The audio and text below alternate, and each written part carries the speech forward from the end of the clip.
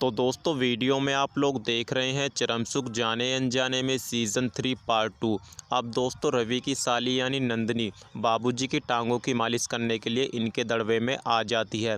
फिर यहाँ बाबूजी नंदिनी के साथ ज़बरदस्ती और बदतमीजी करना शुरू कर देते हैं, लेकिन नंदिनी यहाँ से बाबूजी से अपना पीछा छुड़ाने में कामयाब हो जाती है और यहाँ से चली जाती है।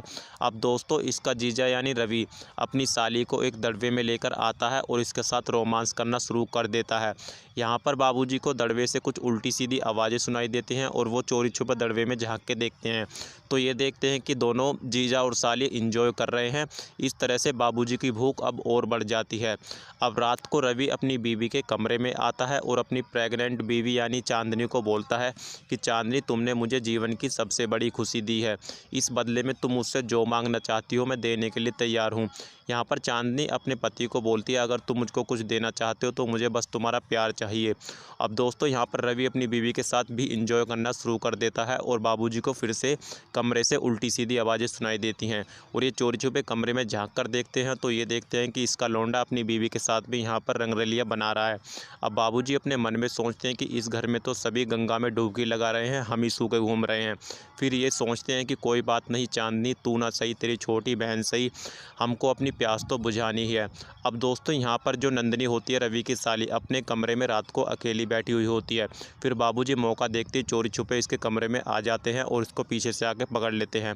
नंदिनी बाबूजी को बोलते कि बाबूजी आप यहाँ क्या कर रहे हो, जाइए यहाँ से, हमको ये सब पसंद नहीं। अब दोस्तों यहाँ पर बाबूजी नंदिनी को ब्लैकमेल करना शुरू कर देते हैं। ये नंदिनी को बोलते हैं कि देख छोरी, अगर तूने इस बार मेरा औजार ठंडा नहीं किया तो मैं तेरी दीदी को तेरी सारी करतूत बता दूंगा कि तू रात को अपनी जीजा के साथ कैसे रंगरलियाँ बनाती है।